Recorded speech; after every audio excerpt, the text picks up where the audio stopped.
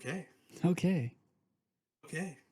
Ladies and gentlemen, welcome back to At the Movies, the penultimate episode of season 3, independent features season. Mm-hmm. And boy, has it been a wild ride these past few weeks. We are working on scheduling a guest. Not putting them on blast or anything. We appreciate them very much coming on the show. They're a busy individual, and it's going to be a good episode. And it should be next week. So this week, we decided to watch. You want to say it at the same time? Yes. All right. We watched 1, 2, 3. Donnie Debbie Does Brasco. Dallas. Donnie Brasco, the 1997 film Donnie Brasco. I watched Debbie Does Dallas. Oh. I got my D's all mixed up. But, okay, all right, hold on, stop. Have you seen Donnie Darko, though? I have seen Donnie Darko, yeah. Can we talk about that since we both watched that's the wrong fine. movie? Yeah, we can watch it. Let's talk about Donnie Darko, then.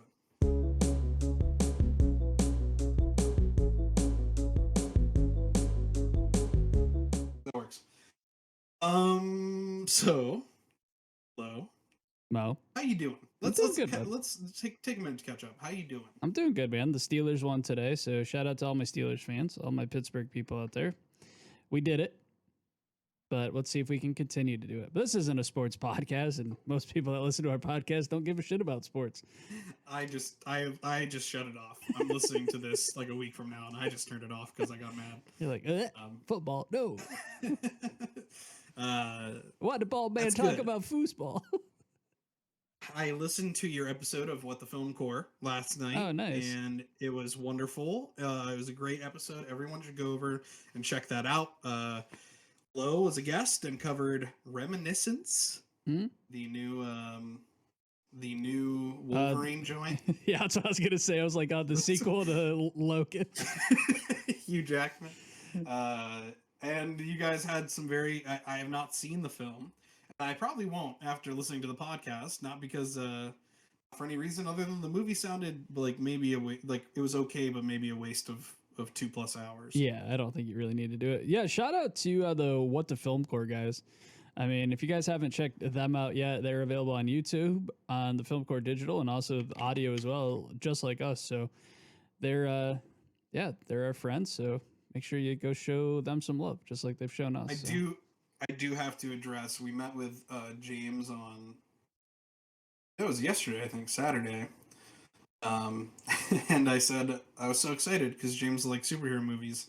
And I said, I just watched Spider-Man and Spider-Man 2 last night. And he said, why? I saw red.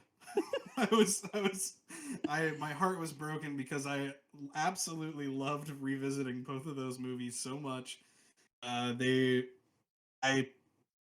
personally enjoyed them much more than most Marvel movies these days, which is probably not a normal take or probably not James's perspective, and he is definitely the expert to listen to on stuff like that because he follows it a lot more than I do. But I was like, I just want you to be proud of me, Dad. I liked the Spider-Man movie. You guys disagree on so much when it comes to movies, and it is hilarious to me. Yep. So that is and I told him, get me on What the Film Core for a special Tobey Maguire Spider-Man retrospective, and I'll tell you exactly why I love those films. And keep me off of it. All right, let's talk about this week's movie. It is not an independent feature in the sense that our other movies have been one. It is an independent. I'm talking weird. It is an independent feature in the sense that it almost didn't get made. Yeah, but it was the wonderful person that she is. Drew Barrymore swept in like an angel from above and funded the film, which is awesome, and she's great in the film. Donnie Darko is a 2001 psychological thriller. Yeah, I guess I would probably call it. This is a movie I grew up with, and I know that when I brought it up to you, I think that you said that this was also something that you had seen a few times, right? Yeah, I think this is probably just gonna say safely, I think this might have been my fourth watch. It's probably higher than that, but I think it's probably my fourth time watching it. And spoilers, everybody. We all know how I get when I rewatch a movie from my childhood. We've seen it over and over again. This one didn't do it. We finally broke it.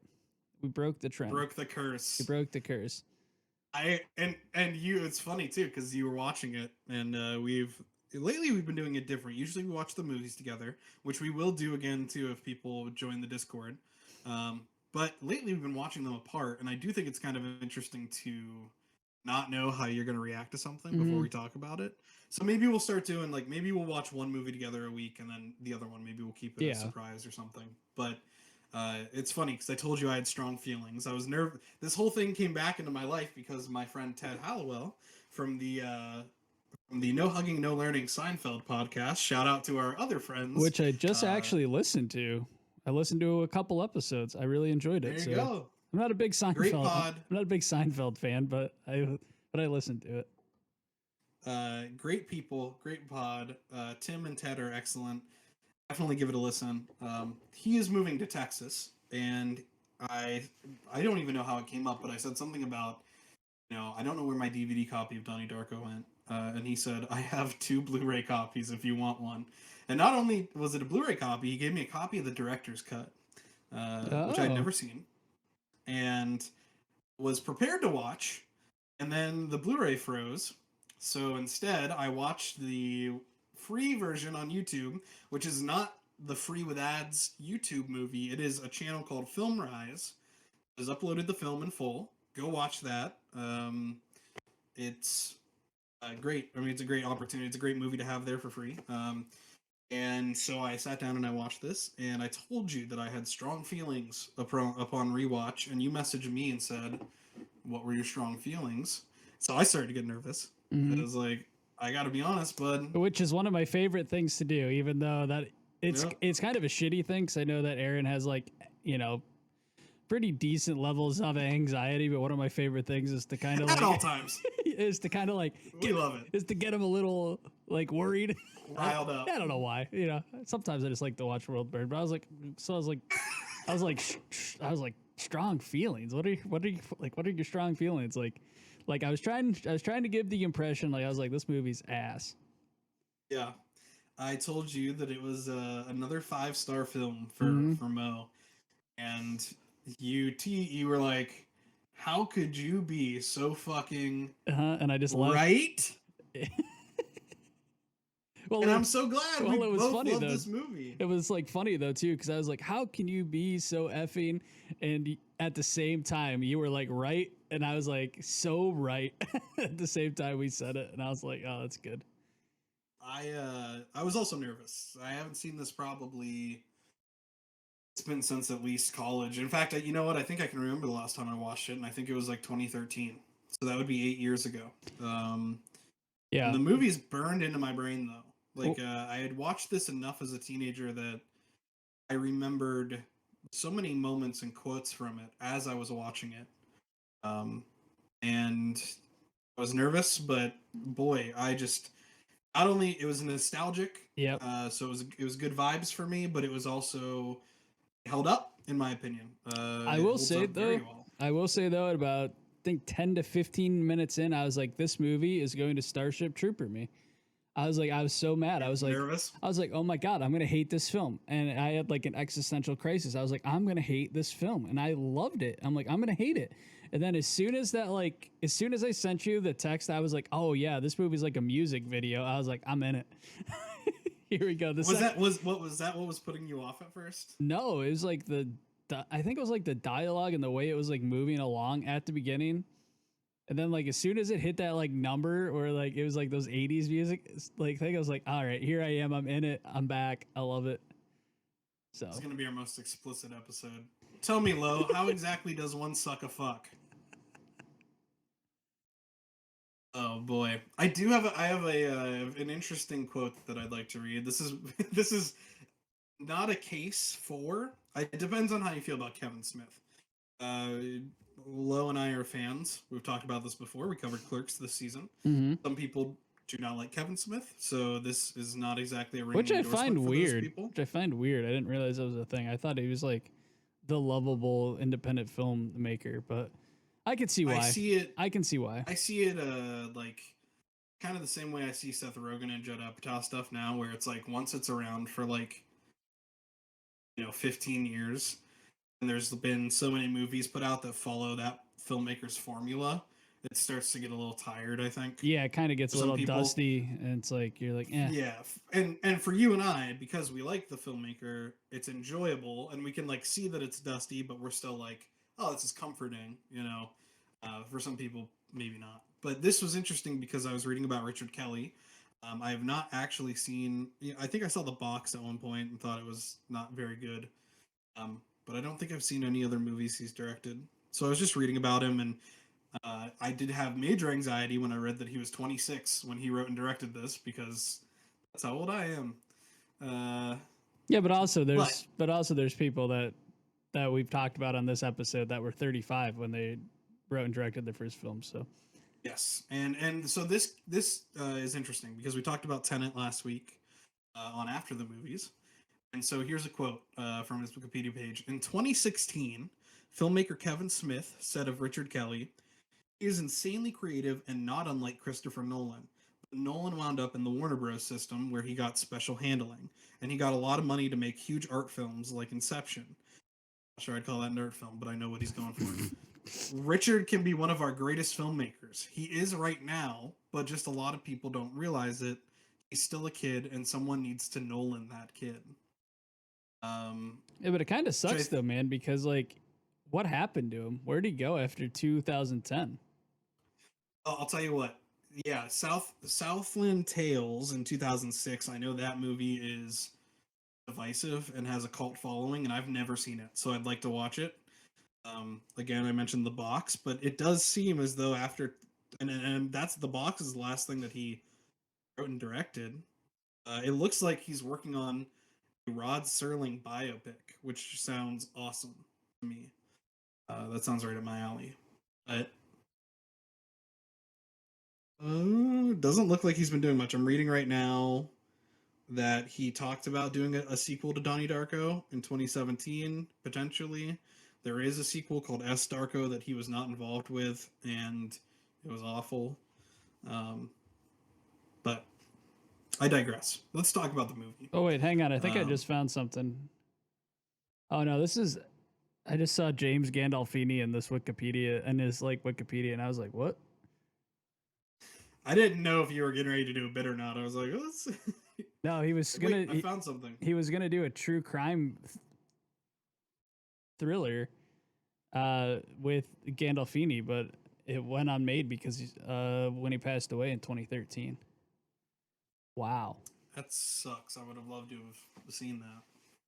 What a pairing. I crazy. think that this for being 26 years old, this is the third film he worked on, first notable film that he worked on. I really think the writing and direction first. Looking at this movie, it's almost like I have to look at it like a cake with layers from the ground up. So like the writing and the directing is part of why it works. It's brilliant. I mean, it's really truly original, and like there are movies that we've watched that kind of do the time travel thing. Um, there's movies that we've watched that have, again, Christopher Nolan. Look at Interstellar. My biggest complaint about that movie was like the science versus emotion aspects of it didn't line up for me. This is a movie that does that, and I think it works because I think it's like the way that I described it in my Letterboxd review was at the heart of the movie. It's about free will and destiny. Then you dress that up as time travel, and it's all surrounding the feelings that you go through and the stages you go through when you're like coming of age, becoming an adult. So you've got an emotional core, then you've got kind of this combination of science and religion. Um, and I think that the film is purposely left open for interpretation. Do you think it's a Uh, coming of age film? Do you think it's intended as a coming of age film? You know what I'm talking about, right? Like there's films that are like very clearly are like coming of age films. Like, do you think that this one was, or do you think that maybe it just gets flack for being it? Because No. well, let me start. I don't think it is. Yeah. I don't. Okay. Yeah, I don't feel that way. What makes you interesting? Because I would say yes. My reasoning would be I don't. So much of the film is, you know, central to the film. So much of it is the fact that we are dealing with teenagers Hmm. that are in high school and that are going through growing pains, especially Donnie Darko's like mental Yeah. illness. Hmm. That for me, and I see the whole thing too as being this metaphor of like feeling like the weight of the world is on your shoulders as a teenager and feeling like you have to make the pressure to make the right decisions. Um, I would be definitely curious to hear what separates it from other coming of age films for you. I just think personally, I think of like when I think of a coming of age film, I think that's its central plot point is like the main character, like watching them grow throughout the film. And Yeah, I don't really think I don't think we saw Donnie really grow that much throughout the film, like you would see in a coming of age film. And two, I think the plot has more meat and substance to it with everything else that's going on in this world that yeah, I think it focuses more on that. So I don't think it is like a coming of age film. While it is, but it's like I don't think it's its main focus, I guess is what I'm saying. for sure. And that's a totally valid take. I mean, this is a movie again. What do you compare it to? It's coming of age film, a time travel film, a philosophy film. Yep. You know, set in the '80s. Some of the aesthetics about it too. Like, there's so much about this that works for me. The setting of suburbia, the music, all of the '80s music, the that specifically, which I guess the director's cut changes to an INXS song, Oh, but okay. at the beginning, him riding his bike home with that "The Killing Moon" by Echo and the Bunnymen playing. It's such a like '80s new wave post punk like Halloweeny type feeling.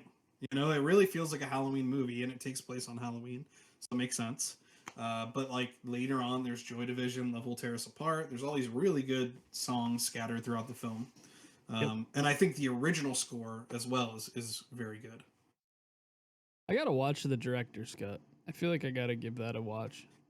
You know what makes it really interesting to me is I feel like most directors' cuts are not substantially different that Hmm. that like a normal viewer would notice. I'd agree with It that. is 20. It's 20 minutes longer. Really? It's not. Director's cut. It's not 2 hours longer. It's no, nope. It is not the Richard Kelly release the Richard Kelly cut. No, it is 20 minutes longer, which is the right amount of longer for a director's cut, Yep. in my opinion. But, um, and then so yeah, and looking at this, how this builds from the bottom up, and then at the end, I do want to talk about like interpretations of this a little bit, but the casting is perfect. Jake Gyllenhaal and Jenna Malone are absolutely perfect in those roles. Um, as is Patrick Swayze's role is so it's we should Swayze. weird to make light of it because he does end up being a child pornographer, but he is. It is. I mean, he's funny in this movie. He's very goofy. You know, Yeah, it's kind of weird uh, seeing Swayze in a role like that. as this kind of like villain that is not even really central to the movie. Like he's almost Hmm. like a side character. Yeah, it's fascinating. Um, Lines that I remembered from this movie and scenes. My favorite line is, "He told me to forcibly insert the Lifeline exercise card into my anus." I think anytime, I think anytime where Donnie has like outbursts or just wants to fight with authority were my favorite parts of this movie. Like growing up, Oh, like I think anytime where you're the. he's like, When he says, "I no, think you're the fucking Antichrist," yeah, and he's that like, is no, an all timer. because he's spot on though. He's spot on with his observations. Like he's not wrong. He's not like some Right. entitled kid. He's like he sees the world, he processed it, and he goes, nah, this is effed up. I'm not. And he just goes out and he tells it how it is, and I absolutely love it. And it's funny too, like the scene that you're talking about when they're talking to him in the office, and his dad is just like, and he's like walking out laughing, Yep. and the mom is like So left good. him like want to like discipline Donnie kind of, but then ultimately the teacher goes, "Well, I just don't think that you're fit to be the dance mom." That teacher is so good in her role. Sometimes I seriously doubt your commitment to sparkle motion. When she's at the door It's after trying to be like, "I'm fighting, I'm gonna do a defense for him." And it's like, why are you defending this man? well, and the irony too. I don't know if it's supposed to be seen this way, but I remember even in high school thinking this was like a clear decision to make. It's like, she's so righteous, and then she's also the person that's like immediately defending this pedophile. And then when it shows their dance company, and I don't know what the world of children's dance looks like or anything, but even as like in high school, I remember watching this movie and being like, the dance is like kind of weirdly suggestive, like some of the moves that the kids are doing. And so it's, to me, I was like, oh, they're trying to show how hypocritical it is, of this woman who has all of these super, she rides her high horse everywhere, and she's basically peddling this, sexualization of children, both through the dance company does and also through Patrick Swayze being this guy that she goes Yeah. to bat for. Um, it's then, and that's where stuff, what's interesting about Donnie as a character, I think, is that I wouldn't call him an anti-hero by any means, but I also would say that he's not a character I like. He's likable, but I would say that he is neither like a hero or an anti-hero. He is just somebody who is, and this may be also because of his mental issues that he's dealing with in the film, but Jake Gyllenhaal does a really good job of showing this. He just takes information and just interprets it. Yeah. Like, he just sees it through his worldview. There's no real moral thought to whether what he's doing is right or wrong. Mhm. He acts on his own kind of beliefs and system, as opposed to following anyone else's system, which Yeah. is again also like part of it, because you see they're the whole time they're trying to shove down their throats the fear and love thing. There's only two spectrums of emotion, fear and love, and he very accurately says, like, what are you talking about? There's like 1,000 different emotions in there. There's anger, there's all of this stuff. Where do you put that? Yeah, I think it's crazy too, because like they were so quick to, and obviously it's because like I think they got to put on the perception that they've known Donnie for years at this point, so they're used to these outbursts. But they were so quick, to just be like, Donnie, you're wrong, or Donnie, that's not right. Like anytime he would try to like speak up, like it was just so like, no, Donnie, no, Donnie. And like I get it at this point in his teens, they're probably like used to this, but I'm just like, man, just let the boy speak. Yeah, for sure. um about his friends are assholes in this. Oh yeah, his friends are real bad people. Yeah, they're racist, Yep. sexist high school teenagers. All of the And then how strikes. about All of the strikes. oh this yeah All the yep strikes. one of my favorite scenes probably of all time ever is them shooting the gun and talking about the Smurfs, and why Smurfette was created and who Smurfette fucks. Gargamel created Smurfette as a spy. I was like, Let me see if I can find his exact exact quote. yeah, I mean that whole like dialogue while they're shooting the guns is crazy because like one is like sexualizing the Smurfs, and Donnie wants nothing to do with it. Donnie wants the Smurfs to remain as like wholesome as they possibly can, but his other friend there is like just trying his hardest to make it like a porn thing. Yeah, it's just, well, it's very funny because it's he, again, it's like a logic thing. Like, he turns around so intent on correcting his friend, and I have the quote here. He says, "First of all, Papa Smurf didn't create Smurfette. Gargamel did. She was sent in as Gargamel's evil spy with the intention of destroying the Smurf village, but the overwhelming goodness of Smurf way of life transformed her. And as for the whole gangbang scenario, it just couldn't happen. Smurfs are asexual. They don't even have reproductive organs under those little white pants. That's what's so illogical, about being a Smurf. What's the point of living if you don't have a dick?"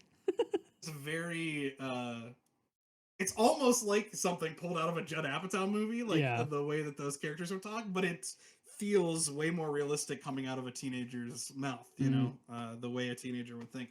Speaking of Judd Apatow, how about Seth Rogen in this movie? I didn't know. Wait, what? He's the bully. Oh He's shit. one of the bullies. I forget about that It's every time. his. Let me see if it's actually his first film role because, uh, I know he was in Freaks and Geeks and some TV series and stuff. And this predates Anchorman, where he played a cameraman. Um, You're right. I forget about that every time. it's so weird because he's so young and his hair is short and he doesn't have any facial hair. Um, and Speaking of, didn't your dad like kill your mom? I saw Seth Rogen one time in the hotel that I used to work for. They were filming they were like guerrilla filming a scene, and they came into the hotel. It was like the pickle guy, and they were just chanting. And I was like, "What is going on?" And they're just like holding Seth Rogen up in like these old like 19 like Oh my god, 30s like clothing. And I was like, "What is happening?" that was for the Pickle movie. Yeah, Have you seen the Pickle I movie? have not seen the pickle movie. I've not seen the Pickle movie either. I'd be curious. This is his first film. His first film role. Ricky Danforth is his name. Sometimes it's funny to just look at obscure character names. Um, yeah.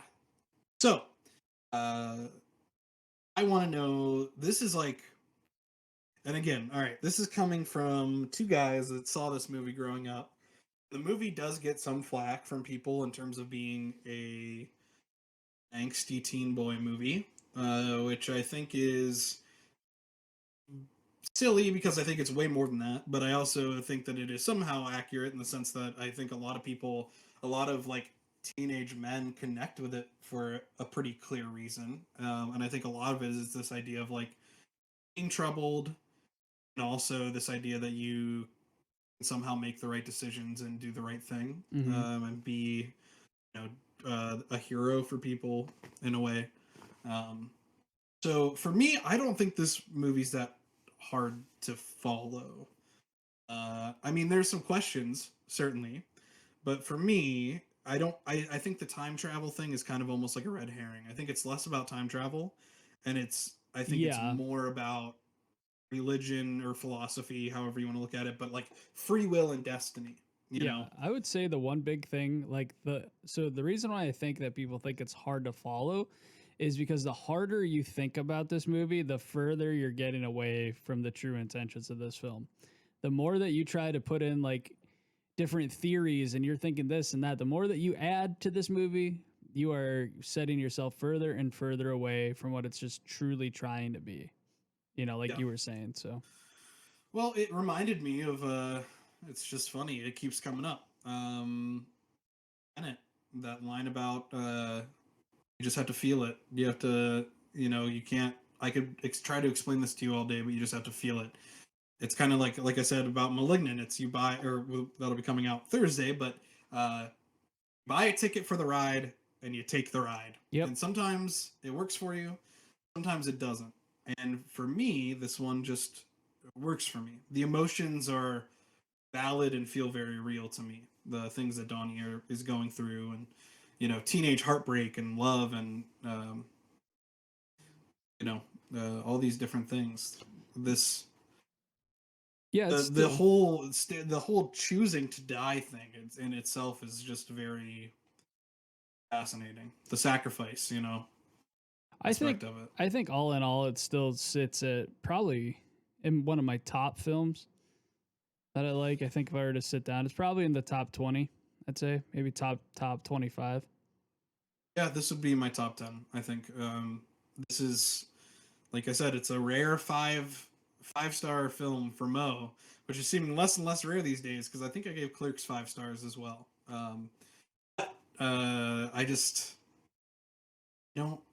It's so good, and nothing else I know. There are plenty of movies that try to tackle philosophy and like science in a way that they kind of intersect.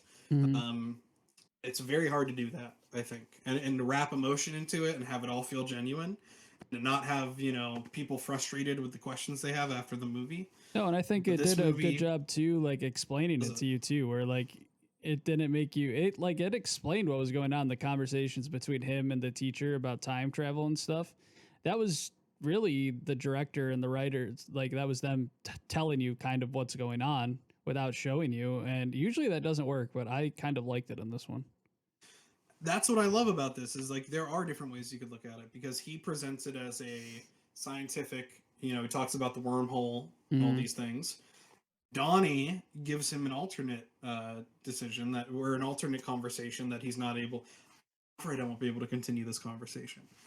But he says he refers to it as God's channel. He starts to talk about it in terms of like, what if God was showing you like your path, the thing that you were meant to do. And so it is this idea of you can look at it as Donnie. You can look at it as a time travel thing or a scientific thing where Donnie goes back to the right place at the right time and makes the decision to save. Um, oh, what is her name in this movie? Save Jenna Malone's character. Or you can Wait, look at it as it's Gretchen, yes. Or you can look at it as God or right? someone showing him, what the different outcomes of what happens if he decides to either stay in bed or Yep. get out of bed. Um, and I subscribe to the second interpretation. I'm just rambling at this point. I love this movie. Love this movie. Yeah, man. I mean, it was good. I'm glad that we ended Was up it watching fun? it. I'm glad that we ended up watching it. I'm glad that I know that our viewers, I'm pretty sure a lot of them have watched this film. So I'm interested to see what they have to say. Leave us a review. Let us know your thoughts on this film. We'll read it on the next one. Let us know in the YouTube comments if you watched the video what you think of Donnie Darko. Do you think it's hard to follow? Do you think it's an angsty teenage film? Let us know. Let us know. I would like to thank our Patreon members as well as anyone who stuck around long enough to listen to the episode. Thank you so much, Jay Irvin and Dylan Painter. If you'd like to join them, you can check out our Patreon. As low as $3 a month will get you access to the Discord, as well as all kinds of bonus content, videos, photos, things like that. Are coming up on season 2 of the Lomo Show, which will be premiering this Friday. Um, we got some great stuff lined up for October. We'll be filming this coming weekend, so stay tuned for that. If you want to help the show out, tell a friend, sharing is a free way to help us out, and the best thing you could do is leave us a 5-star review on Apple Podcasts. That would be extremely helpful, and it costs no money, so Zero monies. zero monies. I think that's it. I think that's all I got. Next week we are going to be watching something that I actually haven't even looked at yet. I don't know what. I'm not sure exactly what we're watching, but we are watching a film with a filmmaker that is somewhat local to both of us in Erie and Pittsburgh, um, and we are going to be interviewing them on the show. So tune in for that, and we will also be ranking the films from the season. I know that our guest has seen some of them, if not all of them. They are definitely a cinephile, so hopefully they will have some interesting takes for us as well. So Yeah, that's all I have. Nothing left for that's me. all I got.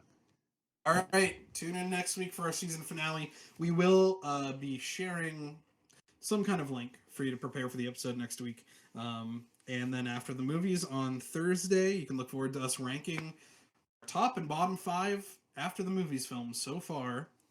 And then we'll probably take a little break and come back with Come 2 new right back. directors. Come right back. All right, everybody. We'll see All you right. soon. Bye.